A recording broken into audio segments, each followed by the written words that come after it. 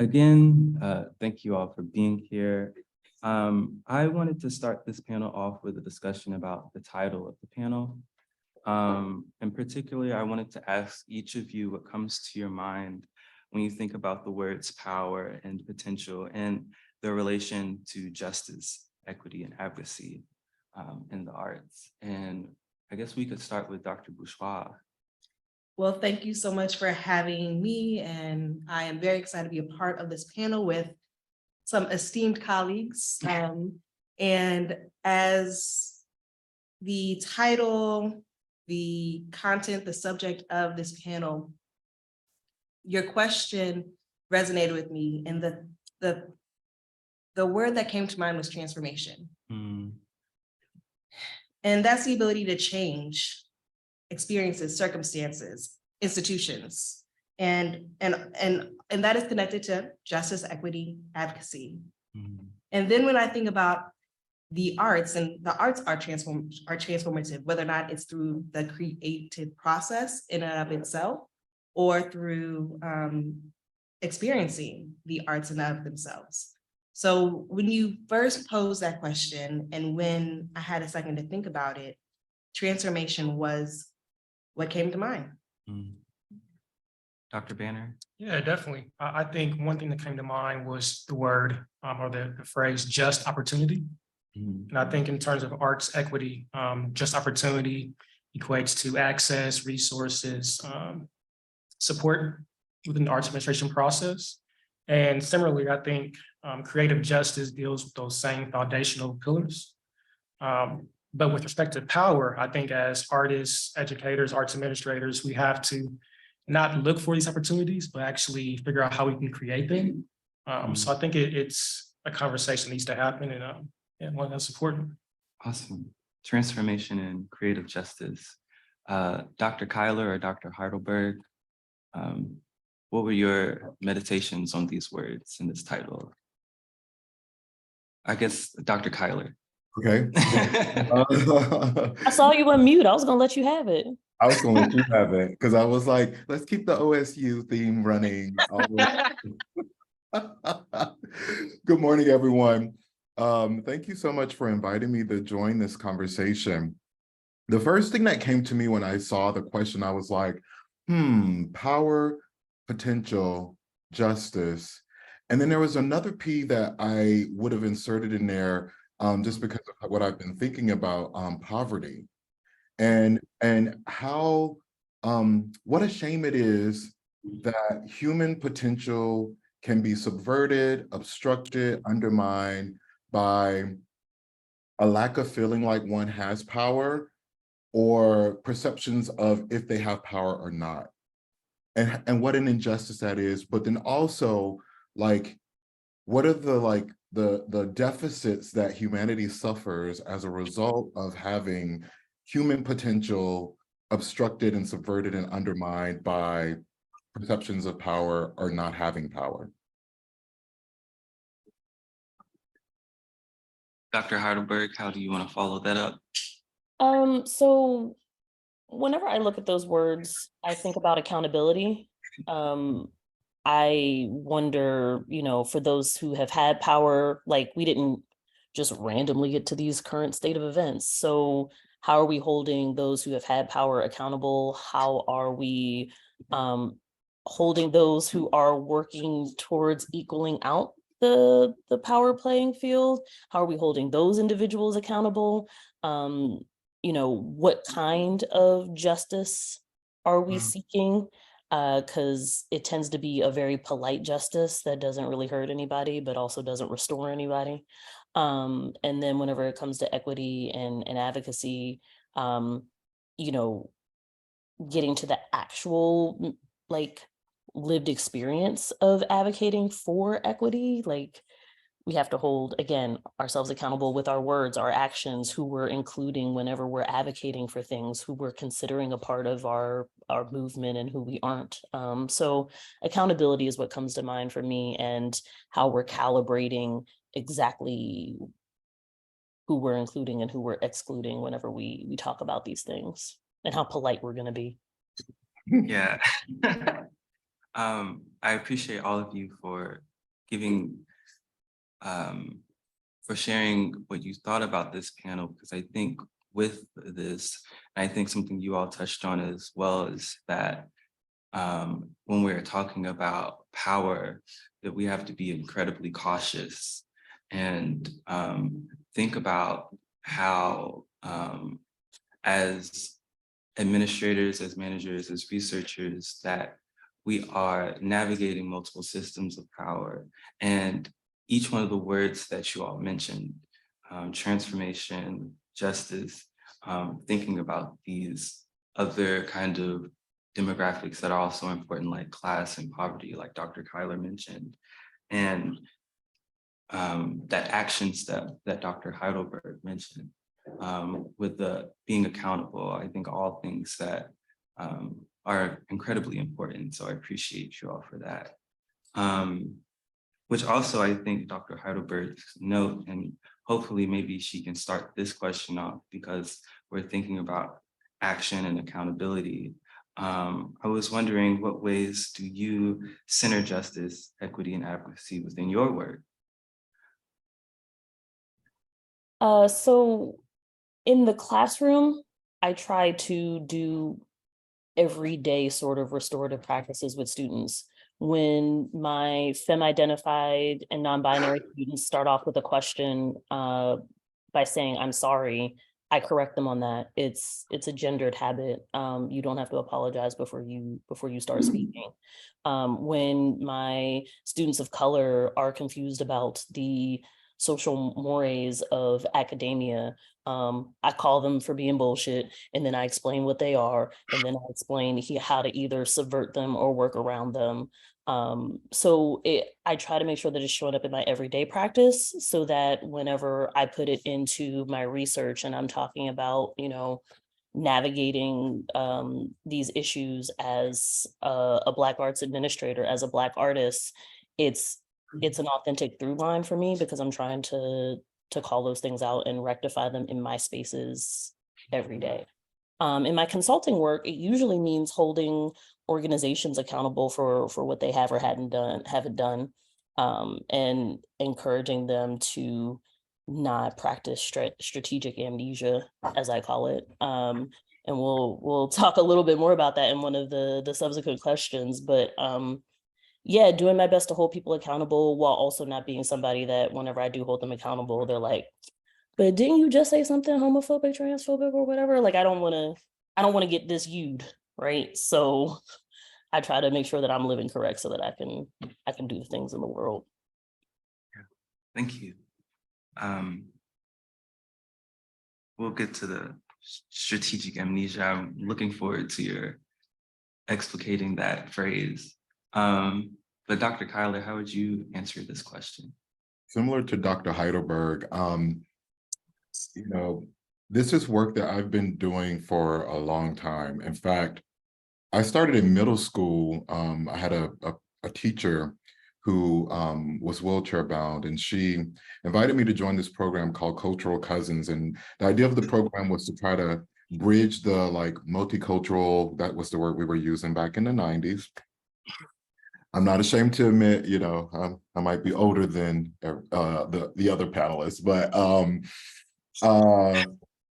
yeah, and so We were alive, Antonio. She true, but I mean, I was in middle school, and she invited me to participate in this program. And also, my dad was a pastor, my mom's an evangelist. I grew up in a Pentecostal church.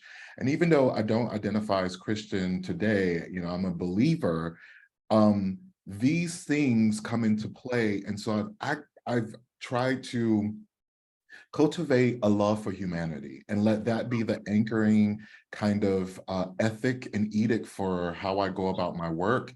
And so I create this thread throughout, for faculty members, we have 3 buckets of work: teaching, research, and service. And consulting counts as research. And so I try to keep that theme of advocacy, justice, and equity throughout all of those 3 buckets of work for me. And again, it is all bound together through this love for humanity. Thank you. Dr. Bourgeois? One way that I try to make sure this shows up in my work is being very deliberate and being explicit, whether or not it's in the classroom, ensuring that there are very specific voices included in my syllabus for my students. Some of the voices are on the screen right now, or are at this panel. And also providing a space for my students to question and learn in a way that is appropriate and sensitive to the content. I believe that in my research, I study sports events, so the Olympics, the Super Bowls, which are fraught. These institutions are fraught with issues related to justice, equity. And my hope is that that my work and that my research supports arts and cultural organizations as they prepare for these events that will be coming to their spaces. And because they're coming. And I hope that is especially true for smaller institutions or institutions that support people of color or other groups that might be underserved. So whenever I am doing my research, whenever I am teaching, whenever I am doing service, I hope that it is explicit and deliberate in the steps that I'm taking. Thank you. Yeah, and I think one important topic is how power perpetuates power. I think that's something, at least in my work, that I've always dealt with. It's a lived experience. So like Dr. Collier was saying, it's not something that you pick up and you drop off once you leave work, but it's actually something that we deal with, in our day-to-day lives. In my work, I think I try to look at how creative communities have dealt with these issues from an art historical perspective. I've had the opportunity to collaborate with Dr. Kyle and Dr. Helderberg in writing about these things as well. And even my course here at OSU, we look at those kinds of art and cultural policies and resistance to master narratives. Shout out Dr. Acuff. It's here somewhere. Yeah, somewhere, right? But yeah, how does that work and how do we acknowledge that? How do we have those conversations? Because if we're not talking about power, then we can incidentally perpetuate a certain type of power. And that can be harmful if we're not careful. And then at UAS, for the urban art space, my position there, I think I tried to bring a criticality to the arts administration process. As we know, art centers, art museums, art institutions have historically been oppressive and have marginalized and whitewashed. So I think it's important to ensure that we have diverse perspectives, not only in the artwork exhibited, but in the programming that we actually implement and how we think about art, right, as a tool, as a bridge, and what does art look like in the community outside of the gallery or the museum. So, yeah, thank you. I think your response kind of really goes into the next question when you started talking about collaboration. And I'm wondering how we, as organizations, as researchers, as those who are invested in equity work, can better leverage our relationships and collaborate to produce change. So we've talked about being deliberate or being accountable, but how do we utilize our relationships and collaborate to make those things happen? yeah, I can kick it off if you want. Yeah. I think too often arts institutions or organizations think about the measurement of impact as an individual level, right? So what can my organization by itself do? Instead of thinking about the arts as a field or an ecosystem, right? And having this kind of culminating impact. So what can I do in relation to what's already happening, our relation to my connections, to my networks, and how can we use that as an impact measurement to think about it holistically and collectively? I think that's the most important thing when it comes to collaboration is having that foresight of the impact is actually going to come from continued efforts and building upon the efforts of others. Dr. Bourgeois?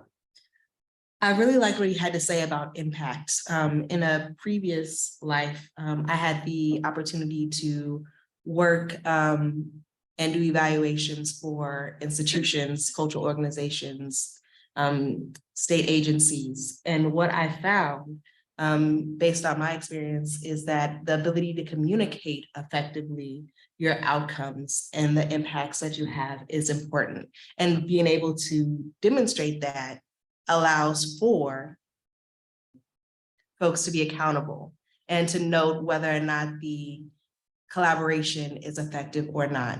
Mhm. And if I were to take a couple steps back, I think that relationships, collaborations need to be based on authenticity Mhm. and a certain amount of genuineness, if that makes sense, because at times they can be forced. And you can tell by the outcomes or the impacts of these experiences, whether or not they were truly effective in change. If I can ask you a follow-up question. Uh-oh.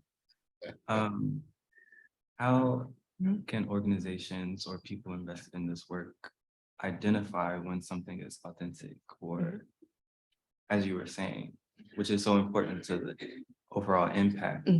I would say no unspoken expectations. Mm. Whenever you are starting a collaboration or whenever you are beginning to work with others, there are, at least you hope, a shared set of expectations. But I think when things start going awry is when there are these unspoken situations that occur. And it comes down to effective communication. It comes down to accountability, which we will go back to and back to and back to, as well as providing, I would say, a frame for understanding what steps need to be taken, how, and being able to measure or identify or acknowledge at least the potential impacts of what you're doing. Yeah, thank you. Dr. Heidelberg?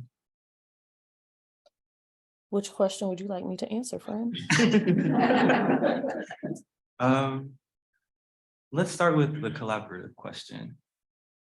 So resistance to change and equity is a collaborative process. There are a lot of people out here moving in concert to keep the oppressed people oppressed writ large. So any changes to that system are going to have to be a collaborative effort. I think the difficulty with that comes from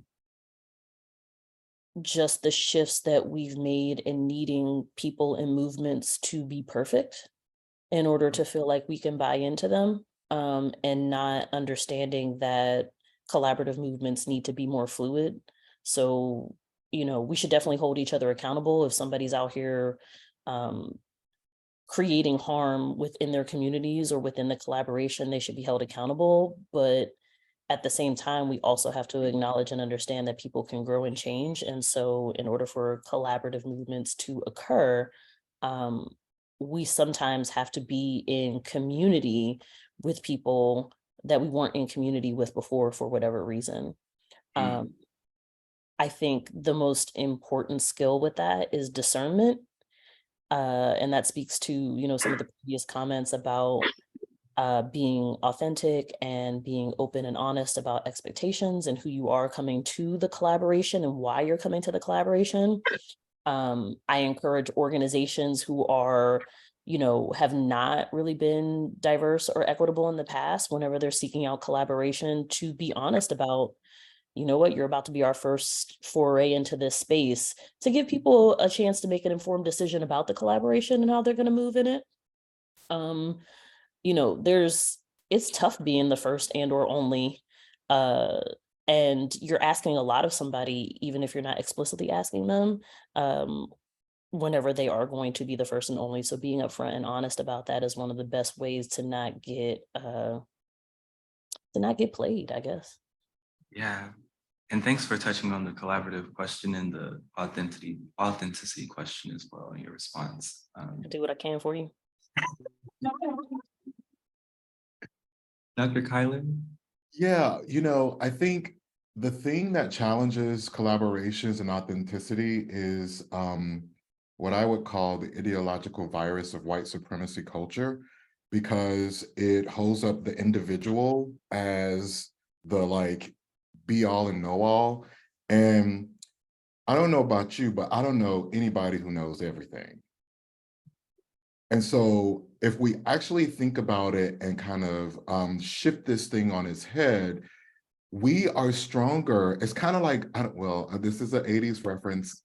It's like Voltron, you know, when they all come together, or even Captain Planet, with your powers combined, right? Like, you have to think about. Power Rangers for us 90s babies. I'm just translating for you. Go ahead. Thank you, Dr. Heidelberg. See, that's what I love. And so really, like, inherent in human existence is this interdependence on each other. Like, that is the fact of the matter. We need each other. We need each other to address climate. We need each other to address poverty. We need each other to address racism, all of the systemic oppressions. And so it is to our benefit to find out where our interests converge and use that as the springboard for collaborations that are authentic, that are powerful. You know, personally, I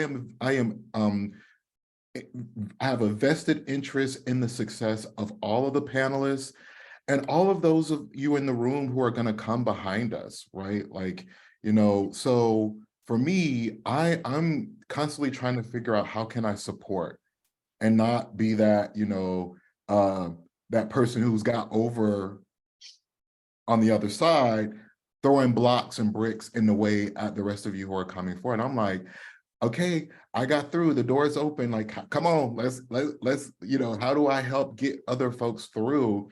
And that is something that's one of those things that keeps me up at night. Like, I am committed to that because it is no fun being the only one or the first. It is no, because there's, you know, there's this tremendous amount of harm that one kind of signs up for, and going into spaces where you are the first or you are the only one. And I can speak about this personally, you know, because that's what I did at Florida State. I was in a department where it's, you know, over 70 years old. They had never tenured a Black faculty member or a global majority faculty member. I was the first. And, you know, although I was able to manage it in such a way that I created this academic capital that I was able to use and to, because we live in a capitalist society, exchange and transact on to kind of benefit and move in a particular kind of way. That doesn't mean I did not suffer harms from being the only one or the first. I'm wondering if you all could expand on, or maybe give advice, or just meditate on thinking about that notion of being the first or being the only one, and how one can navigate that feeling in an organization, in the classroom, in these different spaces where we are trying to enact change, we're trying to collaborate, but it can be very hard, as you all have mentioned. Oh, I'll jump right into that. I mean, we all have a couple things to say rather quickly. So, Go for it, Bria. I mean, quite frankly, you know, you listed 3 people from OSU. When I was getting my PhD, there was only 1 Black person allowed at a time in the arts administration side of things. So as I was graduating, Tiffany was coming in because 1 at a time. And when I came in, the person that was my predecessor, she was graduating, Tony Smith, love her to death. She was graduating. So there really wasn't overlap for that type of community in the program. I'm happy to see that things are changing, but a lot of what I do in my consulting practice, my impetus to go and get a second master's degree in human resources was so that I could understand in theory the trauma that was happening to me in practice. Mm-hmm. That's just how my brain works. When I understand something, it makes me feel a little better about it. I will say that difficulty of being the first or the only sometimes teaches you a lot. I learned how to navigate whiteness in a way that helped me survive my first tenure track job. And when I say survive, I mean survive. It taught me a lot about keeping receipts. It taught me a lot about how to, navigate when somebody's saying something to you, but your spirit feels that they're doing something different. A lot of you learn a lot of lessons. As far as wanting to create change in those spaces, my advice is that you have to calibrate. You are not the only person that will ever create change in that space. And it's all about being incremental and not burning out and actually getting what you need from the situation, as well as helping the next person that comes along. So that means your self-care practice has got to be tight. You need your dentist, your doctor, and your therapist, because you should be seeing all of them regularly. And you have to take care of yourself, because if you don't survive the situation, and I mean like physically, psychically, spiritually, then you haven't made progress anyway. So I understand the impetus to want to make changes you can make while still sustaining yourself. Yeah, beautiful. Jumping on about survival, one bit of advice that I would provide or that I would share, if you are the only or if you are the first, is to find folks outside of that space that can sustain you and that can support you. They might not be in the exact same role that you are in, or they might be in a similar role, just not in the same space, if that makes sense what I'm trying to tell you. So find folks who are outside of that space, who you can share, who can support, who can encourage you. Because having, I call them my bench, if you are from sports, I'm not a sports person, I just happen to study sports and I reference sports a lot. It happens, I guess, but if you're playing baseball or basketball, what have you, you have a bench of additional players who can support you. So figuring out who those people are, and they don't have to be everything to you. You might have somebody who is there for emotional support. You might have somebody there who is to remind you that, hey, we need to get writing done or what have you. Make sure that your bench is full of people who can get you from point A to point B. Dr. Carler, Dr. Banner. Yeah, I think another important part of that conversation is, okay, so if you're the only one going through it, what happens when you're the only one who has gone through it, right? Once you get to a position or you get to a spot where you're able to impact and affect change, or you have some power within the organization to make decisions, how do you utilize that experience, right? I think one important part that we forget is that organizational culture is made up of individuals. An organization is the people that is within it. So there's self-work, right? There's self-work that has to be done, and that's hard, right? We all have inherent biases. We all have unintentional things we bring with us in our outlooks and perspectives, but how do we have those conversations and break free from that to really create these authentic connections, to really create these support systems and structures that can reduce harm and that can be welcoming and inviting and an advocate, right, for those who may come through after us. Yeah. And I also would suggest remaining mindful of the ways in which one can get tokenized, right? Sometimes we get distracted by, oh, you're the only one, so that means you're special, that you're exceptional. And I'm not saying that might not be true, but that can be turned against you, right? To create a space for you to be harmed. And I have to say, it's still racism. Tokenism is racism. It's a form of racism because inherent in its philosophy is that there can only be one woman. There can only be one Black person. There can only be one gay person or one person with disabilities, right? Who's capable of filling this role. And we all know that that's not true. So if you decide that you want to go into those spaces, right? Because one could decide that, hey, I'm not even messing with it, right? I'm going to do some green booking and I'm going to chart a path that takes me in a completely different direction where I don't have to experience those kinds of harms. But if you decide to go down that path, I encourage strategic assimilation which is what, pretty much Dr. Banner, Dr. Bourgeois, and Dr. Heidelberg has been referencing here.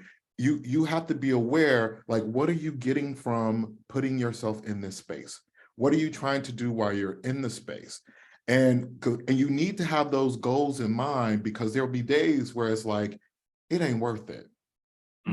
Like, I could peace out and, The Negro spiritual that just went through the panel. I mean, seriously, right? Like, because there are those days, and at this point, I'm asking myself, when I go into spaces, when I'm invited in spaces, this is my question on how I say yay or nay. What's the return on the investment in potential harm? If I'm subjecting myself to harm potentially, and there is no return on that investment, no is my answer. I didn't send them that question, y'all. I just wanted to know the answer. But I guess I'll go to the next question. And I'm being cautious of time as well. What are your recommendations to organizations in redressing their missteps and efforts towards equity? And I think I would like to start with Dr. Banner, because of your work with UAS. Yeah, I think we've seen in the last, maybe 5 or 6 years, especially with COVID and George Floyd, Black Lives Matter, Women's March, a lot of activism from organizations that was performative. And I think you can't do that kind of work outside of the community that is impacted, right? So you have to work with and within the community, like pedagogy of the oppressed, right? They have to have a seat at the table in terms of developing a solution. So I think that the biggest thing we have to understand or be wary of are organizations that aren't working with and within the community in terms of activism. So. Dr. Bourgeois? I really appreciate Dr. Banner's perspective, because whenever you are applying to work for an institution, or whether or not you're deciding to donate to an institution that says that they are committed to certain things, you can tell by who's on their board. You can tell by their programming. You can tell by even who is on the website, what their values are. So when I think about my recommendations to organizations, it would be to have a comprehensive approach to redressing their missteps.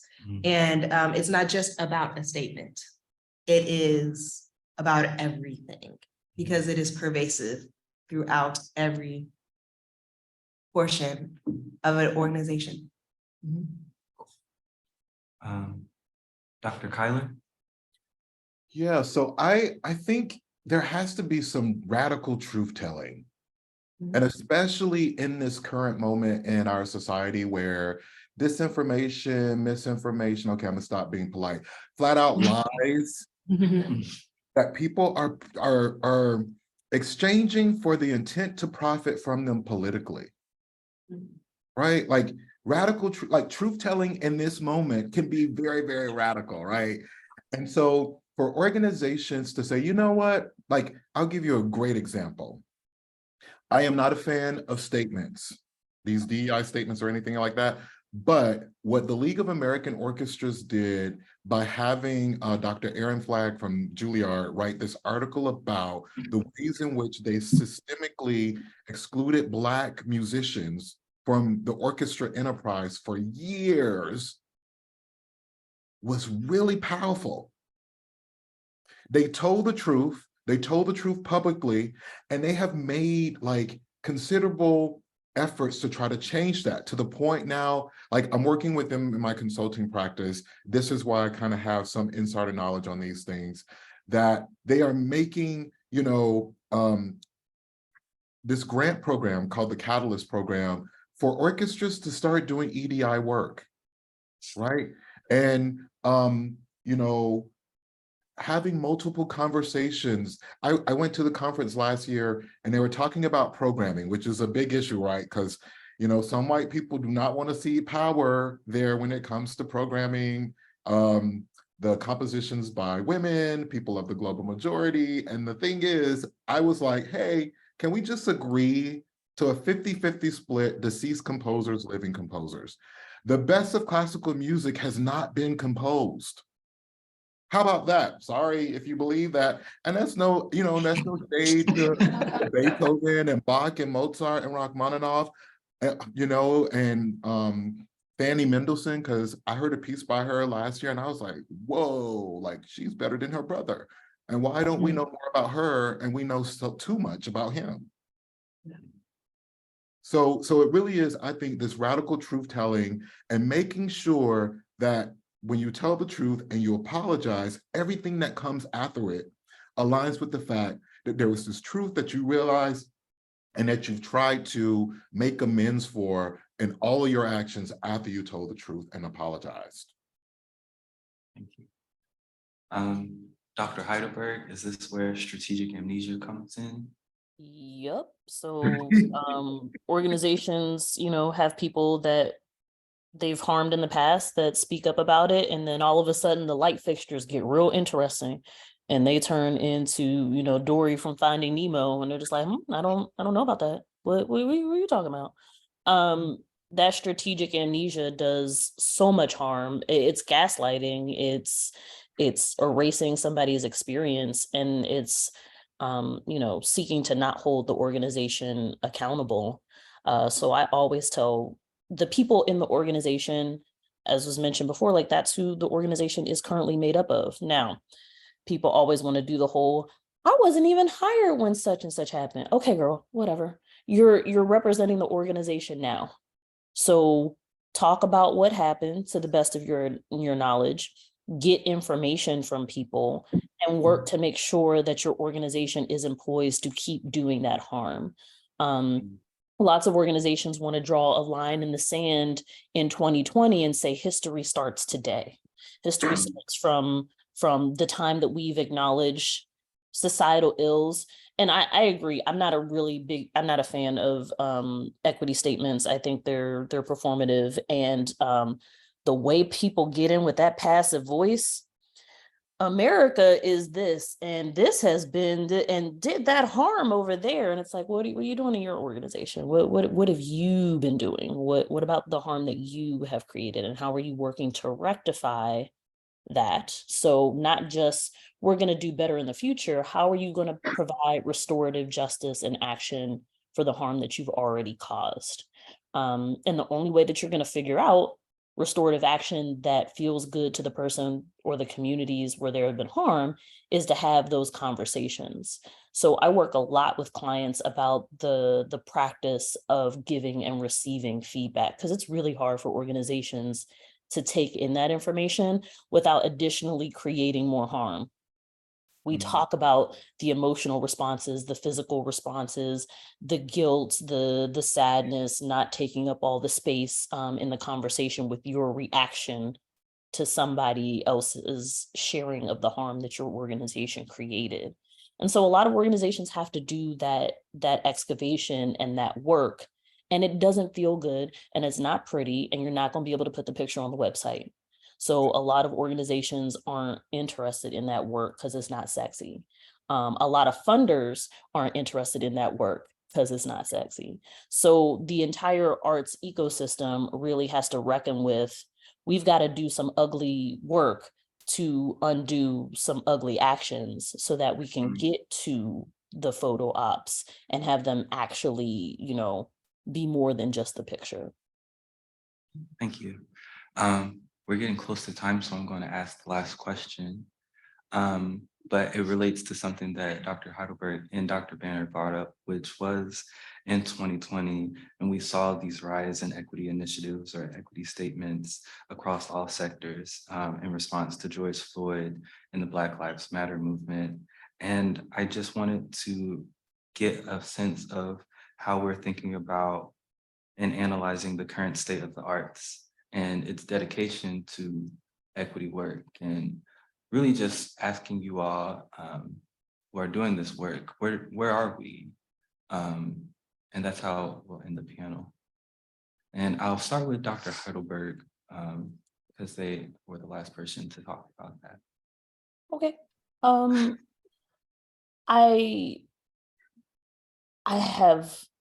I hope that we are in the famine part of doing work and making progress. I find this work to be cyclical. You know, Antonio mentioned multiculturalism, which was, you know, the 80s into the early 90s iteration of this.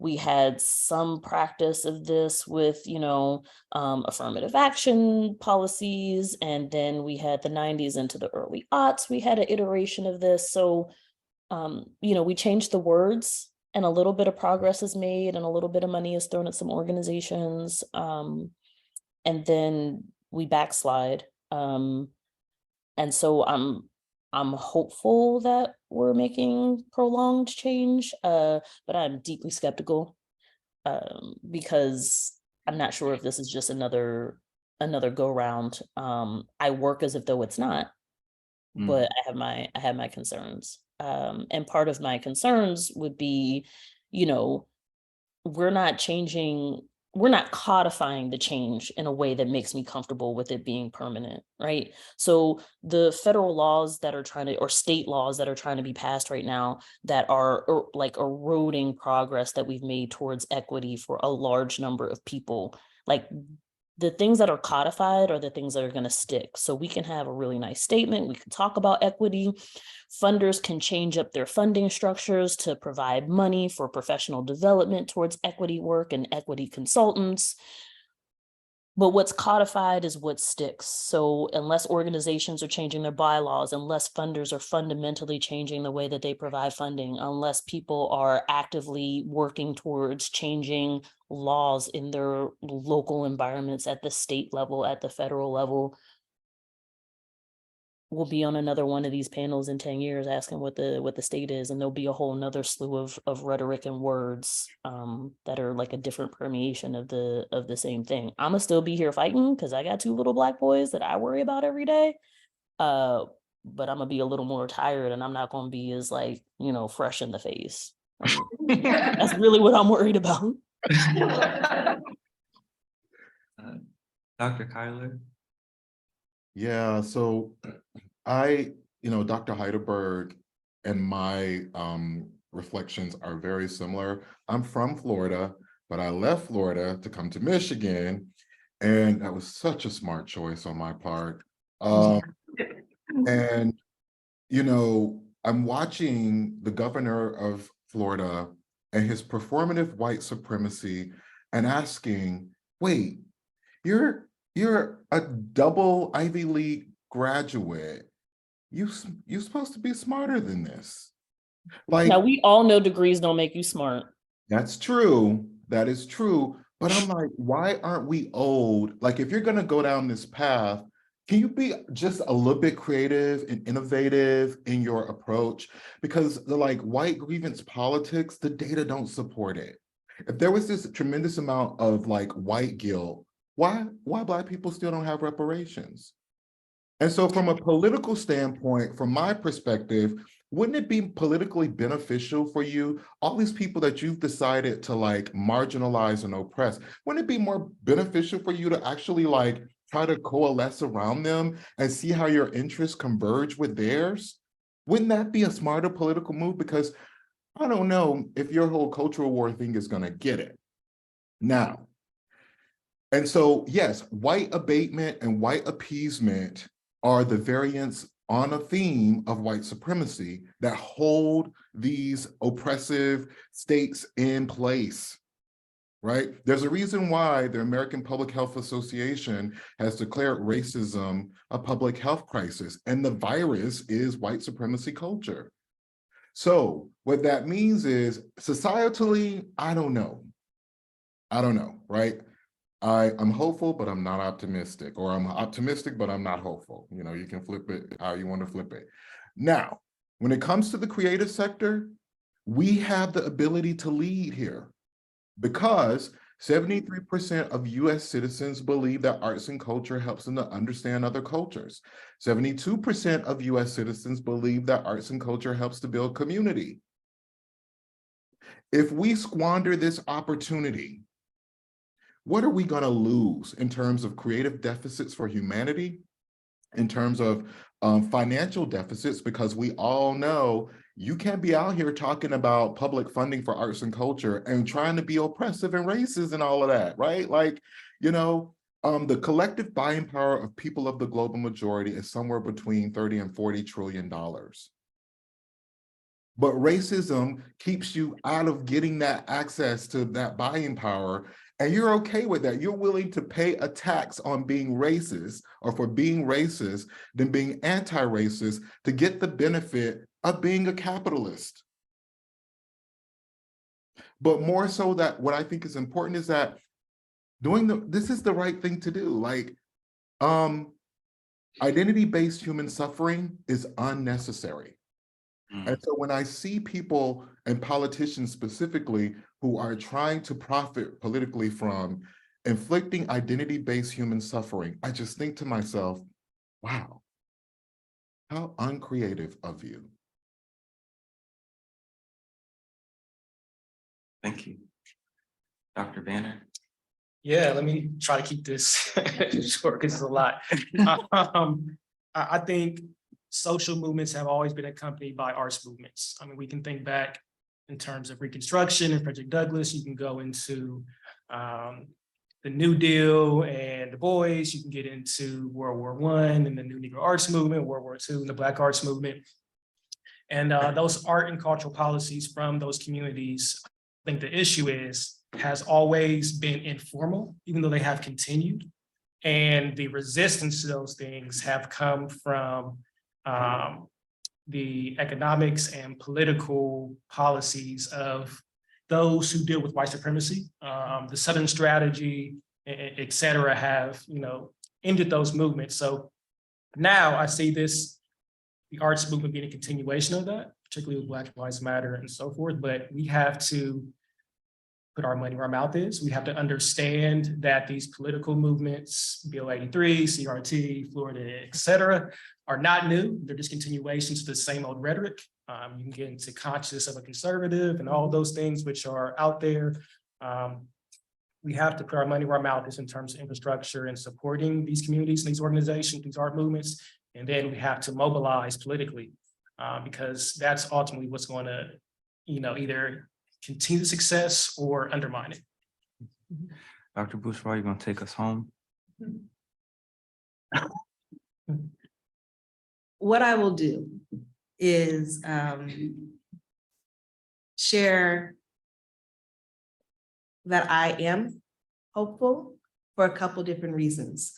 We have a variety of smart, impactful people on this panel who have shared their knowledge, expertise, and wisdom with us all today, and for the folks that are joining us online. And they have shared that we are a part of a cycle. We are a part of movements. We are a part of even arts organizations and as artists in hopes of affecting change. And we recognize the difficulties, we recognize the true barriers and obstacles that we face. And the reason that I say that I am hopeful is because we have these people that are doing the work. And my hope is that that we will continue to support folks such as these and others in our communities that are asking the questions, putting their money where their mouth is, and ensuring that there is change, and hopefully the change will stick. Thank you. That was it, y'all.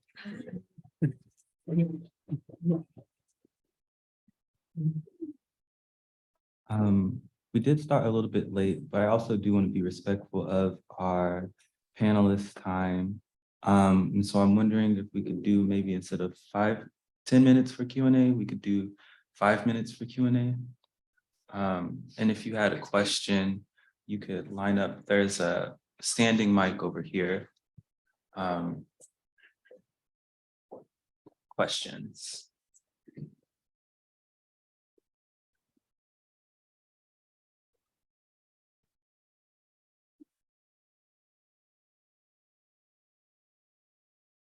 Don't be shy.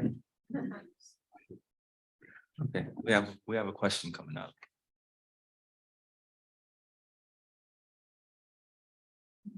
Okay.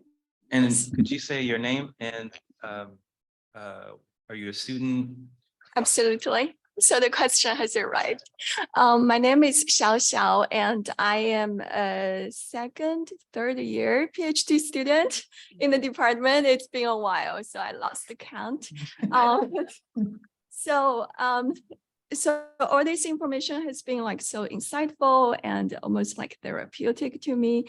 And Dr. Kyler specifically was mentioning about how tokenism is like working into a new form of racism. And, like for students in the arts, there are always a lot of like opportunities in mega museums to like recruit new interns under the note of like diversity, inclusion, and equity. So I was like being included in one of those programs. And also I feel like my employers doesn't really know what I am capable of, but I was there. I was there because, like at some point you feel like, am I creating like a multicultural facade with the people in the room, or like by being there, I'm trying to like rupture something from like its internal position. So I just wondering, like from the standpoint, like as a student, do you have like any suggestions for people that are in that kind of position? Like how do you protect yourself while also trying to like evoke some kind of like changes? Wow, that's a great question. And I think that you hit on something that's very important, in that you didn't feel like the museum saw your abilities and your talents, right? And so I think at the initiation of the conversation, like when you're going through the interview process, use that as an opportunity to assess if that museum is where you really want to be, right? So there is that kind of like owning the power that you have to make the choice, because if there's a better space for you to go where you will immediately feel like, oh my gosh, like they really see my abilities and my talents and they want to make use of them, go to that place, right? And sometimes that place might not compensate you either, right? And Dr. Heidelberg knows that I am not a fan of unpaid internships. Like I don't believe in that. But if you feel like you can get something from having an unpaid internship experience that is going to help you to practice refining your skills, right? I have a colleague at FSU in psychology who talked about deliberate practice. You need the opportunity to be able to deliberately practice your skills and refine them. And if that, is what you're going to get out of the experience, then I say yes, but use the interview as skillfully and strategically to discern if that's where you want to go or not, right? Ask them questions about how do they make use of interns' skills? How do they use the work that interns create? Where does it go? How do they treat interns? Like, ask them those questions explicitly. I think sometimes as students, and when I was a student, I kind of was so distracted by the fact that, oh my God, they're considering me, that I didn't always ask those questions as thoughtfully as I could have to determine if that was the right place for me to be or not. I'll follow up with that. There is a lot of research out there about exactly what you're talking about. So I would look up information about being a pet and going to a threat, and that's literally what it's called, pet to threat. I would look up the token cycle. There's literature out there so that you know what's coming as you go through that process of being in an organization. And I pre-apologize, it sucks, but knowing what's coming helps you navigate it a little bit better. And I would also say, look at the position descriptions and know what you're going to get, sort of echoing what Dr. Kyler said, know what you're going to get out of the position, especially if it's a short-term position. It helps fortify you in those moments where you're like, these people are on some old other stuff, but that's okay because I need to get this marketing skill and I need to run a social media campaign so that I am prepared for that next job that requires that as a skill in the organization that I actually want to work in. So have your list of items, the hard skills and the soft skills that you want to get out of that position, and be there until it no longer serves you. And that, like, don't be stuck in a position for forever because you don't know what you're supposed to be getting out of it. Sometimes you need to take a position just so that that name's on your resume, right? And you stay there as long as you need to have that name actually mean something, and then you move on. So it's just really about being strategic, knowing what's coming down the pike, and again, having a strong community around you and a strong self-care practice. The thing about trying to create change as an intern, I mean, like, your job is to learn the skills. Like, the master's tools will not dismantle the master's house, but what you can do is learn how to use those tools for the next house that you go to. And that's really your work at the intern level. If somebody else is creating change and there are ways that you can support and help, awesome. I don't know if as an intern, as a PhD student, your name needs to be at the top of that letter, your voice needs to be at the front of that fight. That's not your organization. You're not getting paid a pension from them. So it's got to be a really smart and strategic give and take about what you're willing to give towards change in an organization that you're dating and you're not married to. That's a really great point. Thank you. Yeah, I'll follow up because I definitely agree with that. You're not married to these organizations. So once that relationship no longer benefits you, don't be opposed to cutting ties. And I think this goes for internships and positions after. This process of doing the research doesn't stop once you get the position, because every day you're going to have to deal with that dynamic, right? Every day you have to deal with, okay, am I a token or am I being appreciated? And I think in terms of tokenism, it's when you're a body and not a person, right? You could be one, right? But is your perspective up? Is your perspective incorporated? Is your perspective utilized? Do you have a voice? And be, cognizant of that. And yeah, you have to maximize and get what you can from those positions, right? It may be for a season and not a long-term thing, but how can you build your brand by being there? Yeah, and don't let the organization, if it's a big name or whatever it is, dictate how long you stay there, right? I think that's important. And the last thing I will add to this conversation is there was a lot of talk about the skills that you will develop. Also decide who in the organization you would like to connect with and build your network from there as well, because you're there to gain skills, but you're also there to meet people and let people know who you are. So you can decide who you want to actually build relationships with that can benefit you in the future. Thank you all. I will stay hopeful strategically. Thank you. Thank you, Xiao Xiao. I think we're going to cut off the Q&A because of time. I want to once again thank the panelists for joining and sharing their expertise and knowledge. It was a wonderful conversation. Yeah, and that's it. Can we give them another round of applause?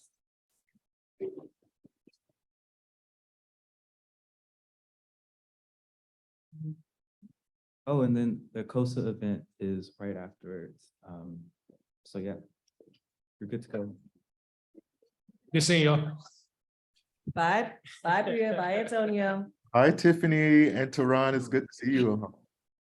Thanks, everybody. Be well. Thank you.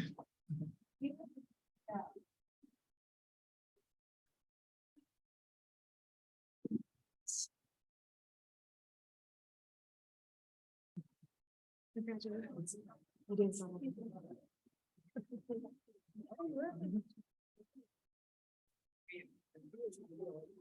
Hello, how are you doing? Oh,